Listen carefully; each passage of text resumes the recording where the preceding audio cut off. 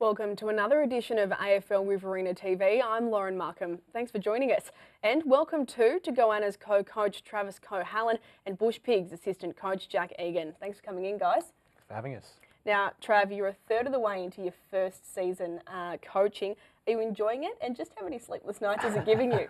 Not too many sleepless nights. I suppose you think about footy a lot, or I certainly do, whether I was coaching first grade this year or reserve grade the last 4 or 5 years, but really enjoying it, and it's been good so far. I'm lucky I coach a really good bunch of blokes who are only too happy to do the hard work and listen to the advice and the ideas we're trying to put forward to them. Now, it's a young team you've got, but quite a few of them do have grand final experience.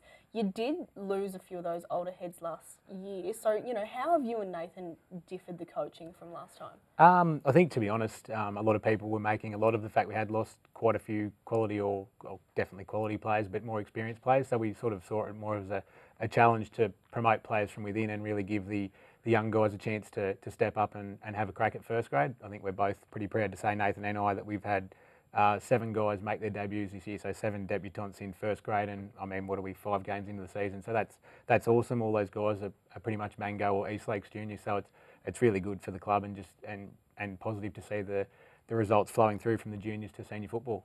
And now, Jack, from the outside, CSU looks to be in a much better spot than where it was, for probably the last 2 years.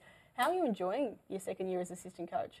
Yeah, it's really good. It's a lot of fun. We've got a great bunch of blokes, and obviously being a uni club, similar demographic of age groups, everyone really gets along well, and that's something that's really impressed Daniel, coming in from Rand to a totally different environment, and he's really enjoying the camaraderie that the young blokes all share. And now the win over Temora a couple of weeks ago. What was that like to be a part of, and just how much did it mean to the club? Oh, it was really a really important step forward for us. It's good to be in games for longer, but to be able to get the 4 points is a reward for effort, and yeah, it just helps us show that the direction we are moving is forward, and sort of builds a bit into the winter season, coming into the colder months, keeps people coming to training and keeps people thriving to improve. And now the word is at CSU that winning wants to be the new normal. You were on top of third spot, Collie, for probably half the game. Now you've got Mara and North Wagga in the next 2 weeks. What's been working and what do you need to keep improving on? I think our defensive pressure has really improved. We've already had 19 new players play first grade this season and a total of 36 new players to the club. So it's taken a while for us to gel and really get to know each other and how we play well together.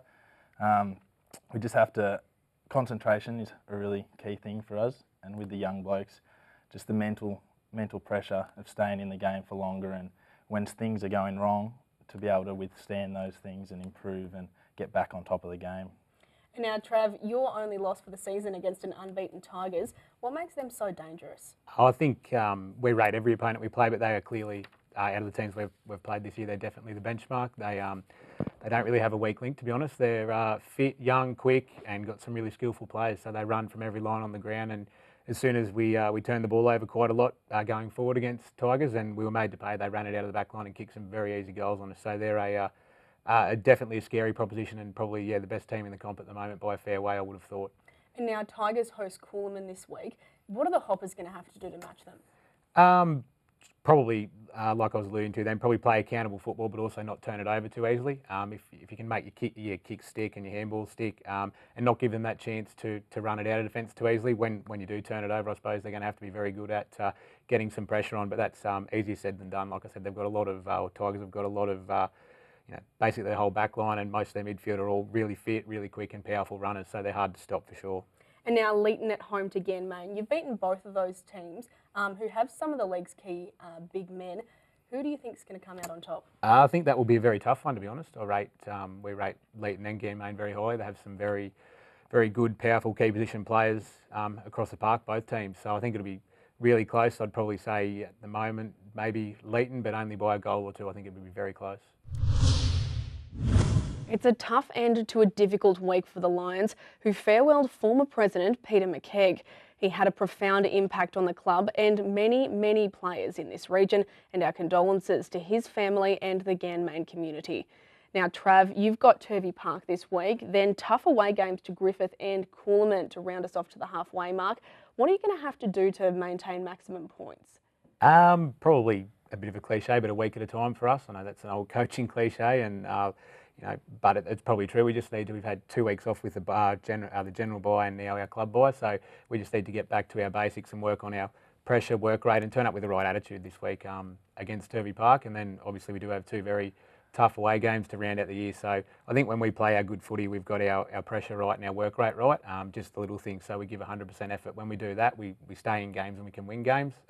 When we've struggled at times during the year, we found that we've fallen away with our defensive pressure, our run and our work rate. So nothing too dramatic, just a bit of probably a good old-fashioned sense of 100% effort will be the key for us. Now let's take a look at the Farah League fixtures. Barellan at home to the Northern Jets, and the Two Blues are playing in special jumpers to raise awareness for motor neuron disease. Mara hosts the Bush Pigs. Injury hit Temora have the high-flying Hawks, and the Rock are at home to Colliamberley. Jack, the Blues are third, but East Wagga and the Rock are a cut above everyone else. Yeah, absolutely.